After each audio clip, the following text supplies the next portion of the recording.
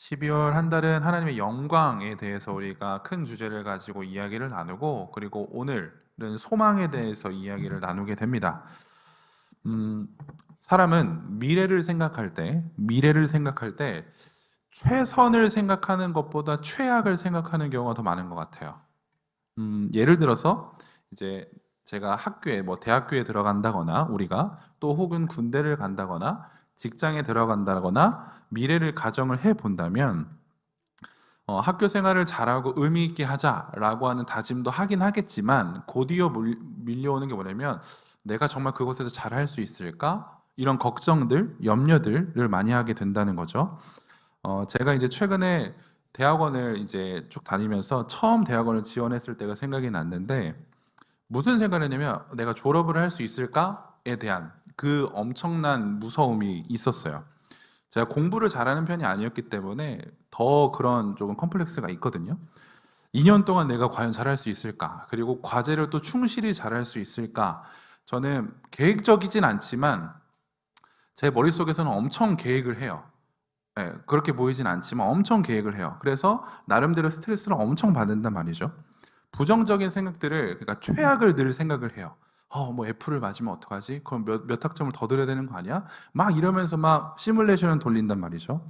군대 갈 때도 그런 생각을 했어요. 좋은 선임을 만나야 될 텐데 좀 이상한 선임 만나면 어떡하지? 이상한 사람들이 많다고 하던데 그런 사람들을 만나면 내가 어떻게 신앙생활을 하지? 성경책은 가져갈 수 있을까? 막 이런저런 생각들을 한다는 거죠. 부대에 들어가서 몸과 마음이 강건해서 돌아오리라, 막 이런 생각은 거의 안 했던 것 같아요. 직장에 들어간다고 했을 때도 마찬가지로 이런 생각들을 하게 되는 것 같습니다. 사람은 미래에 대한 두려움이 반드시 존재하죠. 미래에 대한 두려움. 그리고 그 두려움으로 인하여서 인간은 언제나 항상 최악을 생각해요. 최악. 그래서 제가 궁금했어요. 왜 인간은 항상 최악을 생각하는가에 대해서 한번 찾아봤거든요. 그런데 세 가지의 근거를 꼽더라고요. 화면 띄우세요. 첫 번째는 진화생물학적 근거가 있기 때문에 인간은 항상 최악을 생각하고, 신경과학적 근거 때문에 인간은 항상 최악을 생각하고, 뇌 활성 강도의 차이 때문에 인간은 항상 최악을 생각한대요. 정확한지는 잘 모르겠지만 제가 참고한 것을 통해서 한번 이야기를 해드릴게요. 진화생물학적 근거로 우리가 왜 최악을 생각하냐? 우리는 자연적으로 무엇인가를 선택할 때 행복이 기준이 아니라 생존을 기준으로 한대요. 행복이 아니라 생존을 기준으로 한대요. 그래서 자연적으로 우리가 선택하는 근거는 위험을 더 빨리, 더 강하게 감지하는 뇌를 선호할 수밖에 없대요. 인간이 자연적으로 선호하는 뇌가 있는데 행복을 추구하는 뇌가 아니라 생존할 수 있는 뇌를 더 추구한다는 거예요. 이런 논리는 진화 심리학에서 오류 관리 이론으로 정식화되어 있다라고 이야기를 합니다. 그리고 신경과학적 근거로는 편도체 우선 처리를 먼저 이야기한대요. 편도체가 뭐냐면 감정을 조절해요. 특히 공포, 불안, 분노 같은 이 부정적인 감정들을 처리하는 기관이라고 하더라고요. 이 편도체의 우선 처리를 먼저 한대요. 그 신경과학적 근거로는. 그래서 부정적인 자극이 긍정적인 자극보다 우리들의 뇌리 속에 더 오래 있는다는 거죠. 빨리 처리해야 되기도 하지만 이 부정적인 생각들이 더 많이 오래 내 머릿속에 있대요. 그래서 이 부정적인 생각들은 자동적으로 계속 쌓이고 쌓인다라고 이야기를 하더라고요. 그리고 뇌 활성 강도의 차이를 보아도 부정 자극이라고 하는 것은 더 넓고 강한 신경망을 갖고 있대요. 긍정적으로 생각하는 것보다 부정적인 생각들이 뇌 과학적으로도 더 많은 좀 이제 활성망, 신경망을 보유하고 있다라고 이야기를 해요. 저도 어려워요. 무슨 말인지는 잘 모르겠지만 제가 정리한 건 그거예요. 뭐냐? 이런저런 과학적인 근거들로 인해서 인간은 왜 항상 최악을 생각하는가에 대해서 이유를 저마다 이야기를 해요. 이런 이유 때문일 것이다, 저런 이유 때문일 것이다, 막 이야기를 하지만 제가 가장 본질적으로 궁금했던 거는 풀리지 않았어요. 진화생물학적 근거는 저에게는 논외겠죠. 논외입니다. 신경과학적으로 뇌 활성 강도의 차이 문제만 봐도 왜 신경은, 왜 뇌는 그렇게 처리하도록 형성되었지? 라고 하는 본질적인 질문에 답을 못해요. 그렇게 되었어 라고밖에 이야기를 못한다는 거죠. 결국 인간이 항상 최악을 생각하는 이유는 세상의 학문의 논리로 따져보면 뭐라고 이야기하냐? 그 인간이 그렇게 만들어졌기 때문에 그래. 인간은 원래 그래. 라는 식으로밖에 해석을 못한다는 거죠. 좀 더 과거로 가보면 철학이라는 게 존재했죠. 철학에서 가장 중요한 건 뭐냐면 인간을 정의하는 거였어요. 그런데 인간을 정의하기가 어렵죠. 그래서 철학에 갖고 있는 특성을 살려서 저마다 어떻게 인간을 정의했냐면 인간은 스스로 완결될 수 없는 존재래요. 인간은 스스로 완결될 수가 없다. 그리고 의미, 선, 진리라는 것을 자기 바깥에서 찾을 수밖에 없는 존재라고 정리를 내렸어요. 인간의 학문으로는 인간의 의미를 발견할 수가 없다는 것을 저는 이야기하고 싶어서 꽤나 재미없는 얘기를 지금 하고 있거든요.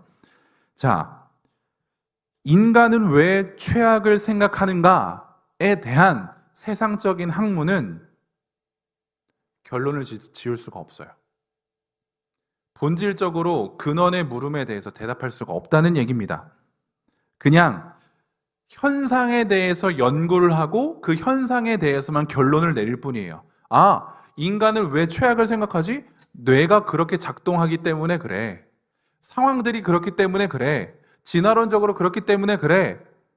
이런 식으로밖에 대답을 못한다고 말하는 거죠. 그런데 왜 항상 인간은 최악을 생각하는가에 대한 물음에 정확하게 답할 수 있는 책이 있는데 그게 바로 성경이에요. 성경은 인간의 근원을 분명하게 제시해주고 끝도 분명하게 제시해줍니다. 인간의 존재에 대해서 굉장히 자세하게 이야기를 해줘요. 그래서 인간은 왜 항상 최악을 생각하는가에 대한 질문을 성경에게 던지면 아마 성경은 이렇게 대답할 거예요. 인간에게 있어서 최선이며 최고인 창조주 하나님을 떠났기 때문이다 라고 이야기할 겁니다. 다시요. 인간은 왜 항상 최악을 생각하지? 그 이유는 인간에게 있어서 최선이며 최고인 창조주 하나님을 떠났기 때문에 인간은 항상 최악을 생각할 수밖에 없어요. 창세기 3장 9절 10절 보시면 이런 말씀이 있습니다. 여호와 하나님이 아담을 부르시며 그에게 이르시되 네가 어디 있느냐? 이르되 내가 동산에서 하나님의 소리를 듣고 내가 벗었으므로 두려워하여 숨었나이다 라고 이야기하죠. 9절 한 번 더 띄워주세요. 이 본문은 뭐냐면 아담이 처음으로 하나님을 두려워한 장면이거든요. 처음으로 하나님을 두려워한 장면이에요. 9절 여호와 하나님이 아담을 부르셨어요. 그에게 이르시되 네가 어디 있느냐? 이건 3장 이전에도 하나님께서 아담에게 자주 하신 말씀이에요. 아담은 하나님과 자주 이야기했어요. 그런데 9절 이후에 얘가 어떻게 반응하냐면 얘란다. 아담이 어떻게 반응하냐면 내가 하나님의 소리를 들었어요. 그래서 두려워서 숨었대요. 창조되어진 아담은 원래는 하나님의 소리를 두려워하지 않아요. 그런데 죄를 짓고 나자, 죄가 유입이 되고 나자 하나님의 소리가 두려워지기 시작했어요. 왜 소리가 두려워졌냐? 왜 죄가 유입이 됐냐? 그건 아담이 하나님의 말씀을 거역했기 때문이죠. 하나님의 말씀을 거역한 이들이 이제부터 경험하게 될 건 무엇이냐면 결핍이에요. 충만하지 못함이에요.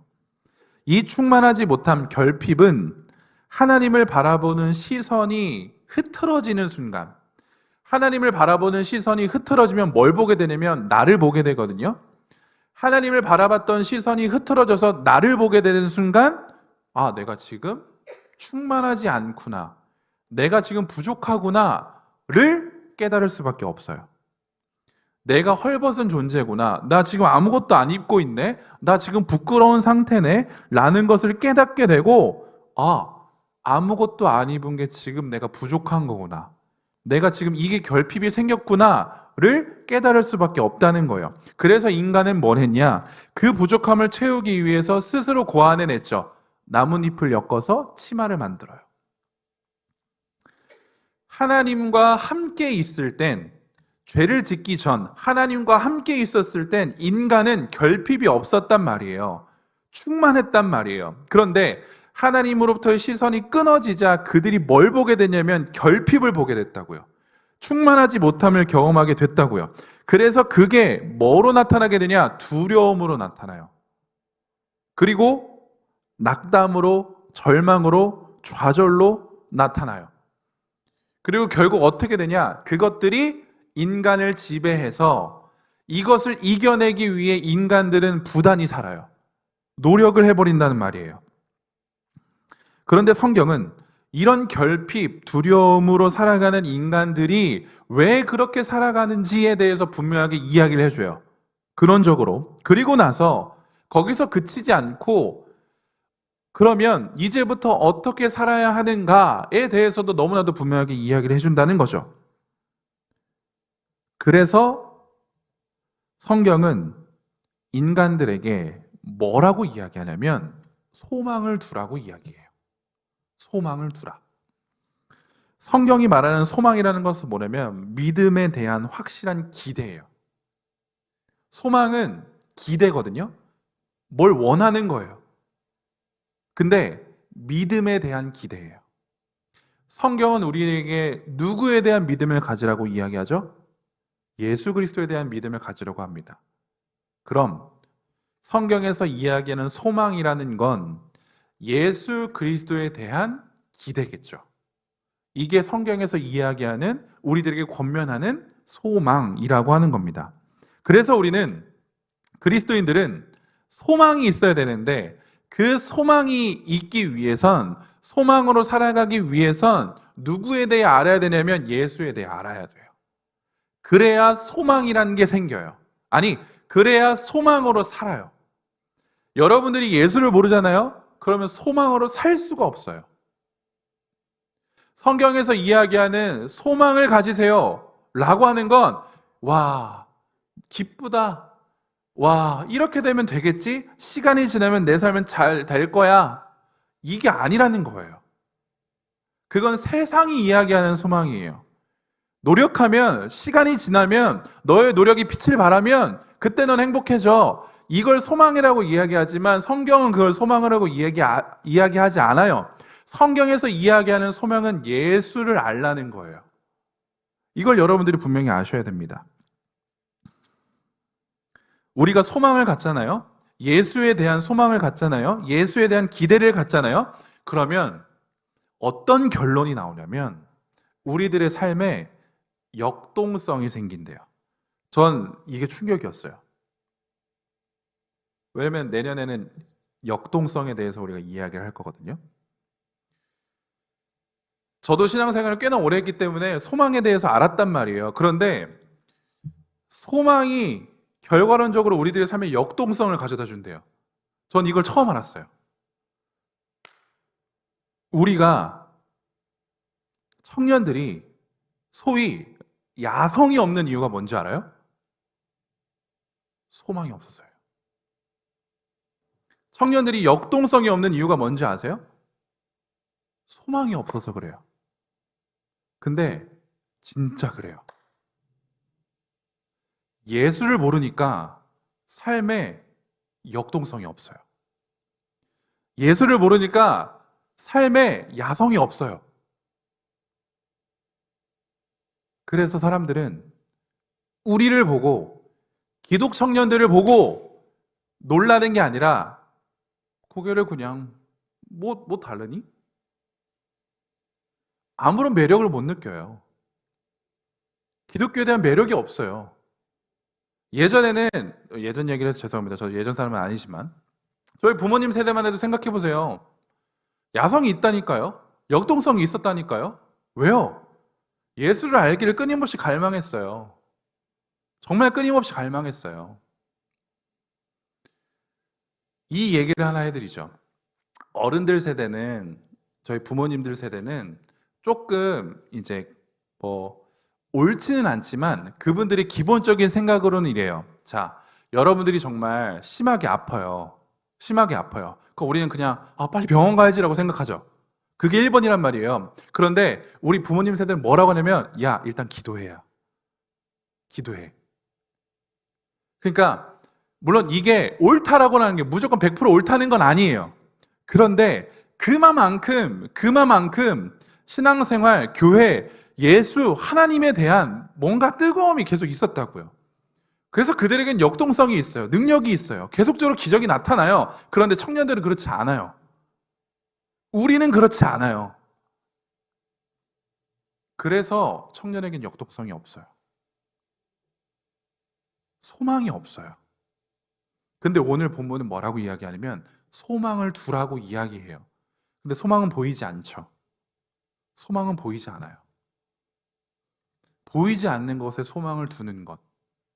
그게 진짜 그리스도인들이 보여줘야 될 모습이라는 거죠. 죄 아래 살아가면 우리는 그냥 역동성이 없이 살아가는 게 맞아요. 우리가 지금도 죄 아래 있다면, 죄의 권세 아래 있다면 뭐 굳이 역동성을 따져요. 무슨 야성을 따져요. 아니요. 그거 안 따져도 된단 말이에요.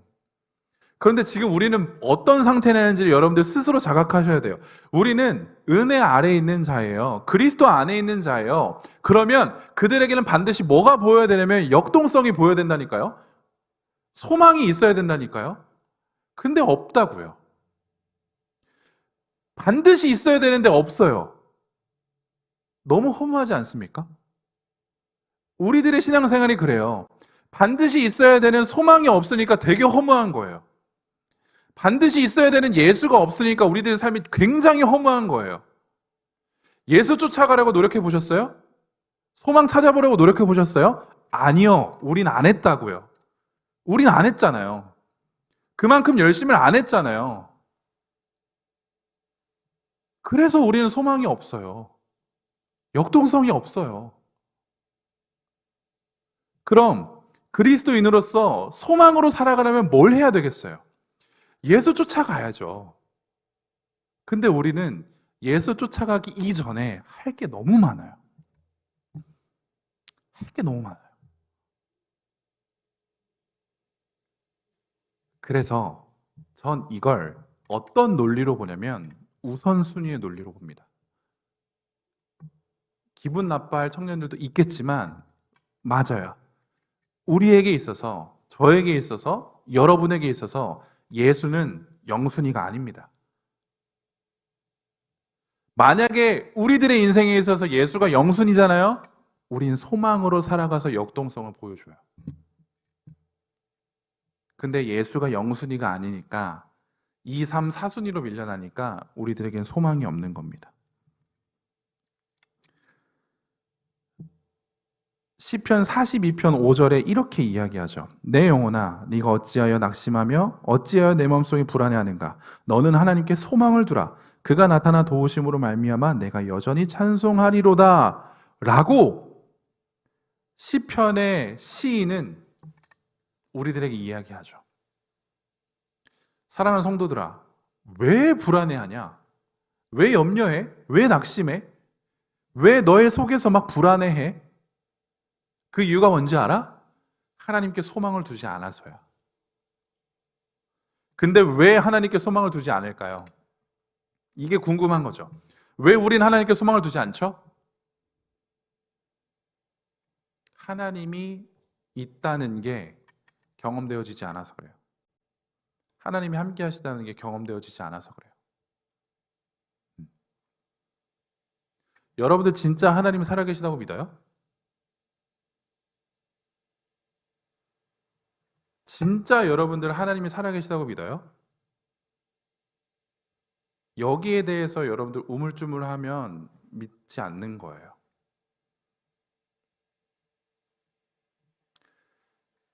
많은 간증을 하는 사람들이 뭐라고 이야기하냐면 진짜 하나님 살아계시던데요 예요. 진짜 하나님 내 옆에 계셨던데요?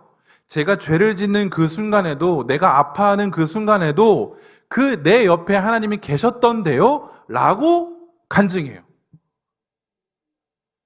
이게 되게 무서운 겁니다. 왠지 아세요? 여러분들 죄 짓고 있는데 옆에 하나님 지켜보고 계시다고요. 이걸 여러분들이 인정하셔야 돼요. 근데 우리 인정하지 않죠. 하나님, 뭐 언젠간 만나겠지. 근데 지금 나에게 하나님은 그렇게 중요한 존재가 아니야. 라고 하기 때문에 우린 죄를 가감없이 짓죠. 그게 우리들의 인생이에요.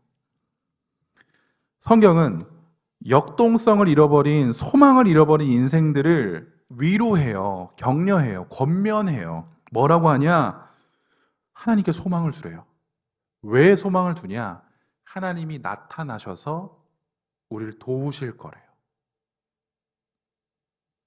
저는 이 본문을 딱 묵상하면서 이런 느낌을 받았어요. 뭐 정말 슈퍼맨처럼, 히어로처럼 내가 공경에 빠졌어. 그럼 탁 나타나서 모든 것들 다 해결해 주시겠다? 굉장히 1차원적인 생각이죠. 물론 하나님은 그렇게 하실 수 있습니다. 그렇게 하실 거예요. 하나님은 전능하신 분이니까.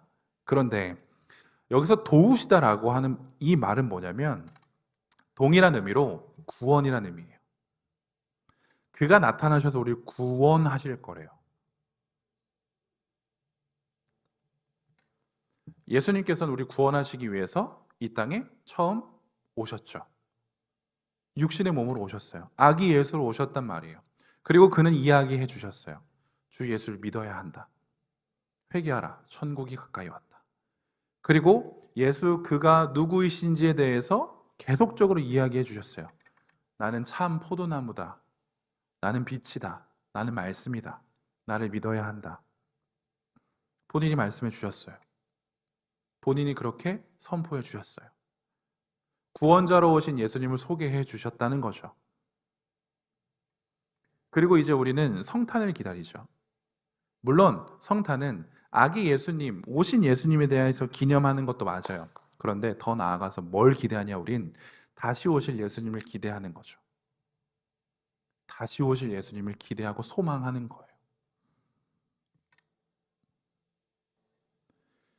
하나님께 소망을 두는 것. 왜? 그분이 오셔서 우리를 구원하실 것이기 때문에, 그분이 오셔서 우리를 도우실 것이기 때문에 하나님께 소망을 두라고 성경은 이야기하죠.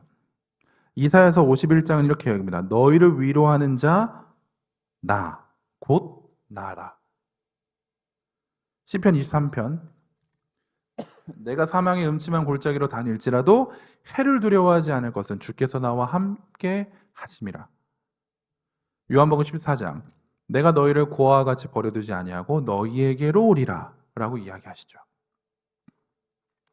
하나님은 우리와 함께 하세요. 늘. 이게 가장 중요한 포인트예요. 하나님은 우리와 늘 함께 하세요. 그렇기 때문에 우리는 우리와 함께 하시는 그 하나님께 소망을 두어도 돼요. 그리고 궁극적으로 우린 다시 오실 예수님에 대한 소망을 갖고 살아가죠. 말씀이 주는 이 위로는, 말씀이 이야기하는 소망을 가지라라고 하는 이 말은 상황이 나빠졌어? 상황을 바꿔줄게. 상황이 괜찮아질 거야. 라는 식의 위로가 아니에요. 하나님께서 반드시 우리에게 오신다라고 하는 진짜 위로예요. 여러분들 외로워 보셨잖아요. 그럴 때 누군가 내 옆에 있었으면 좋겠다라고 생각하신 적 있잖아요. 근데 그걸 하시는 분이 하나님일까요? 하시는 분이 하나님이세요. 하시는 분이 예수님이세요. 하시는 분이 성령님이세요. 진짜 위로를 해주시는 분이 우리 하나님이세요. 저도 가끔 그런 생각해요. 저도 가끔 이렇게 센치해질 때가 있어요. 그럴 때 제가 예전에 많이 했던 습관이 뭐였냐면, 그렇게 조금 우울할 때 항상 이렇게 전화번호부를 올려요. 내가 전화할 사람 찾거든요. 그래서 제가 목사하기 전, 사역자 하기 전 찾아요. 그래서 걸리는 사람한테 전화를 해요. 그래서 막 이런저런 얘기를 해요. 그렇게 저는 위로를 받았거든요. 근데 제가 이제 사역자가 됐는데 제 친구들이잖아요. 어떻게 보면 저와 함께 사역자 이전에 함께 했던 사람들. 근데 솔직히 목사가 그들에게 전화해서 야 힘들다? 야 괜찮냐? 신앙생활 이게 맞냐? 이렇게 할 수는 없잖아요. 모양이 좀 빠진단 말이야. 근데 또 선배 목사님들, 담임 목사님들 하기엔 좀 너무 그래. 또 혼날 것 같아. 그래서 그냥 계속 그냥 전화번호만 올려요. 그러면서 뭐라고 하냐면, 진짜 전화할 사람도 진짜 없다.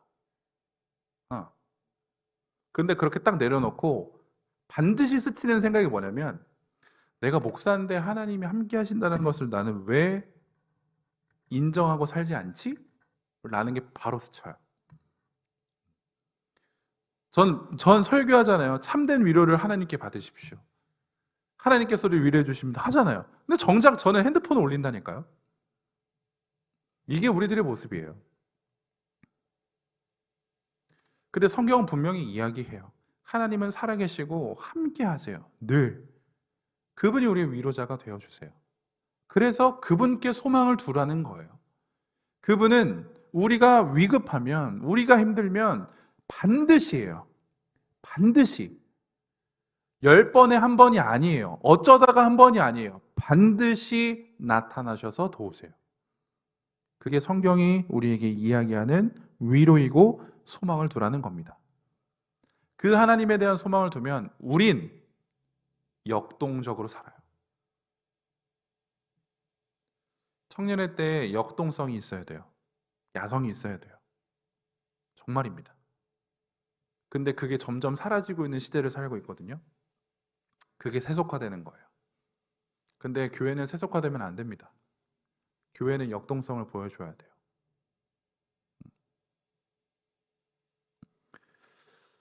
우리가 예수님의 재림을 소망하는 이유는 뭐냐면 요한계시록이 분명하게 이야기하고 있어요. 21장. 여러분들 날쌤 큐티하니까 잘 아실 거예요. 뭐라고 이야기하냐?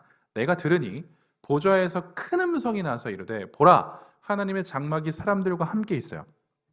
중요한 포인트는 뭐냐면 하나님께서 함께 하신다는 거예요. 함께 있음에 하나님이 그들과 함께 계신대요. 그들은 하나님의 백성이 되고 하나님은 친히 그들과 함께 계셔서 하나님께서 뭘 하실 거냐? 다음이요. 4절. 모든 눈물을 그 눈에서 닦아주시니 다시는 사망이 없고 애통하는 것이나 곡하는 것이나 아픈 것이 다시 있지 아니하리니 처음 것들이 다 지나간대요. 우리가 궁극적으로 예수 그리스도의 재림에 소망을 두는 이유가 뭐냐면 아픈 것들, 악한 것들, 슬픈 것들이 다 지나간대요. 궁극적인 기쁨이에요. 궁극적인 영광이에요. 궁극적인 경외예요. 아픔 없는 곳에서 살고 싶지 않습니까? 날마다 기쁜 곳에서 살고 싶지 않으세요? 예수님께서 다시 오십니다. 그리고 그분께서 우리를 새 하늘과 새 땅, 그곳을 우리를 인도해 주실 거예요. 그럼 우린 거기서 날마다 하나님을 찬양하고 하나님을 경외하는 삶을 살아가는 거죠. 이 땅에서의 슬픔과 아픔은 있어요. 그게 없어지지 않아요. 그런데 예수님께서 재림하시면 모든 것들이 사라집니다.